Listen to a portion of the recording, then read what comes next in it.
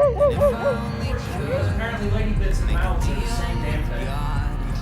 So they took her 2.5 miles away from here, where they attempted the abortion. Now they botched it. They botched it so bad that Pearl started bleeding profusely, screaming and panicking that they didn't even mention when they decapitated her. Now when police found the body, they were able to tell that she was alive when she was decapitated by the blood splatter on the ground. The reason why they were also able to identify her was because of her shoes. The reason being is back in the day, we didn't have Nikes, Filas, Toms, things like that. We had tailor-made shoes, and they had a special logo and they had a serial number. So they went to the tailor, pointed them to the family, who then identified her because of her rich clothing. Now, a month later, Alonzo Wong and Scott Jackson were incarcerated.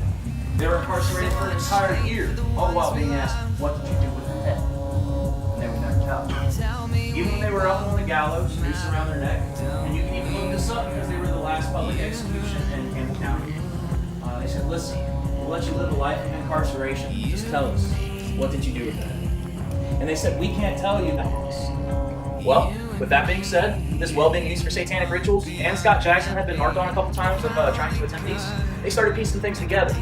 But with the allotted amount of time in between, all the different floods, if the head was thrown down there, it would have washed away and never been found. So right before they were hung, they told everybody that they'd be back here to haunt this land forever and always. So of course they were hung. The gallows were taken down, and we thought that's how their story ended. But it didn't. See, back in '78, when Bobby first bought the bar, his 5-month pregnant wife, Janet, was upstairs in the apartment cleaning. All of a sudden, she heard a very familiar "get out." And she, like I said, she'd heard this before. She had seen apparitions and stuff. So she did exactly like she was told. She stood up, she started walking towards the door. And with what little bit of courage she had left inside of her, she turned around and there stood a man. And again, he said, "Get out."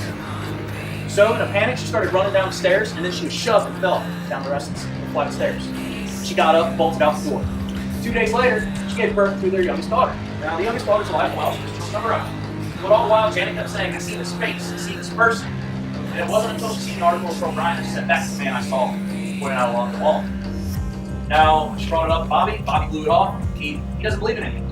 You know, there's even an episode of Jerry Springer where they're both on there, and she's talking about it. She's like, "How can you explain it?" He's like, "Girl, it's all in your head. You know, you're scared of your own shadow. You're tripped." Bobby doesn't believe in anything. Here's a little background history about Bobby. Bobby was born, his name was Randall Mack. A few days later, in the middle of a court rupture, he was rushed to the doctor. He was then sutured up and renamed Robert Randall. Around the time that he was born is around the time that Robert Randall was presumably killed. Now, in Bobby's youth, when he was a kid, his parents owned a general goods store in Lewis County, Kentucky, where people would come in and give him a name and buy next to a single home, where he got started.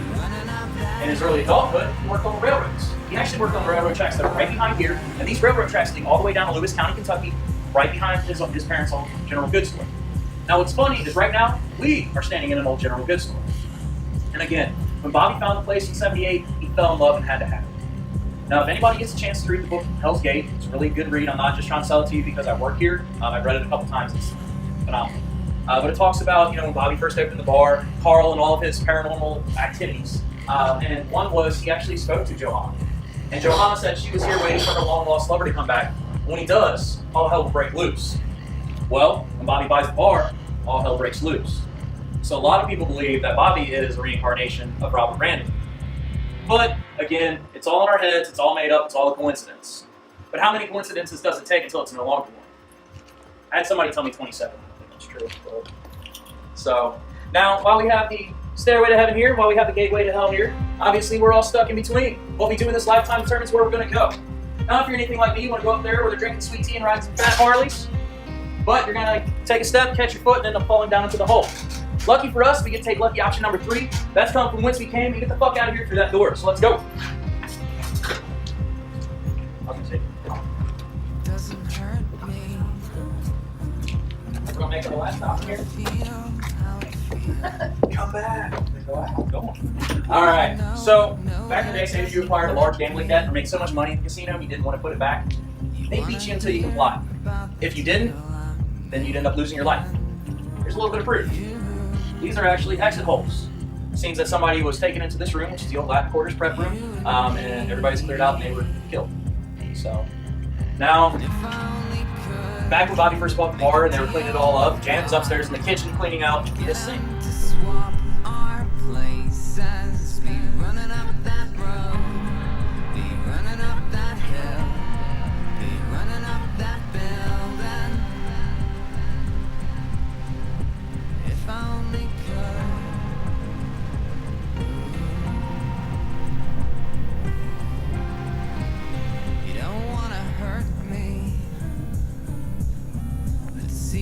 Deep the bullet lies,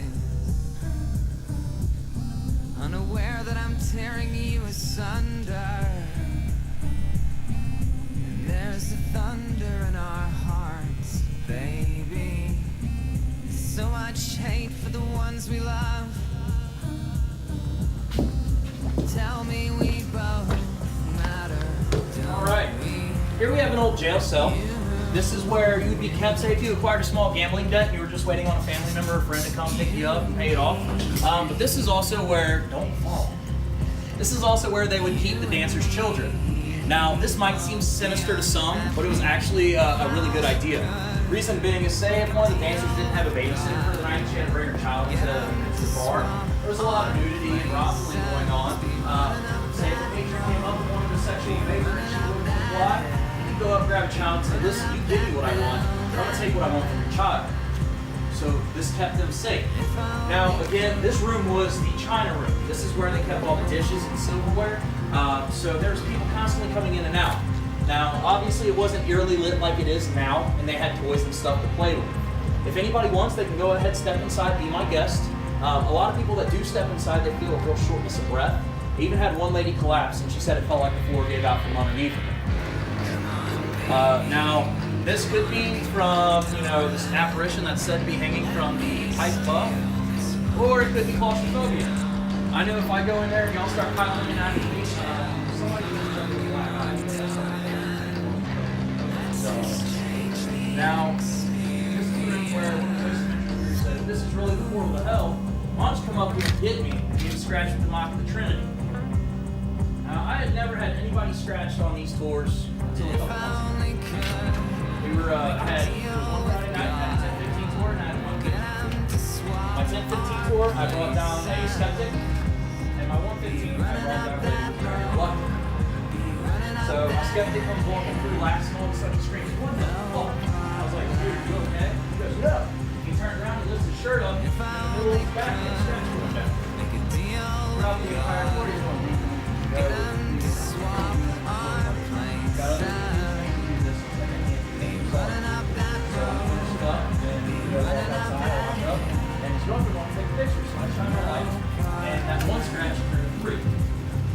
Now, when I brought the lady who was reluctant down, she started lingering.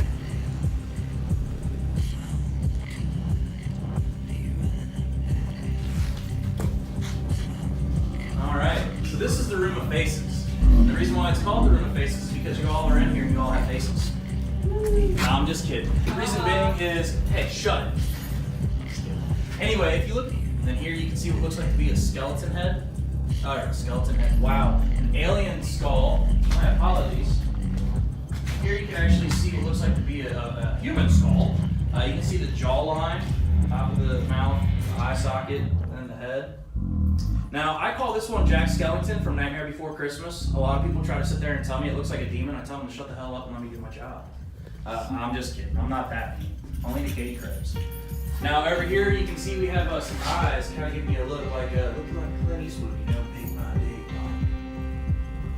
Now, our old DJ Wanda K, may she rest in peace, used to call this one the George W. Bush.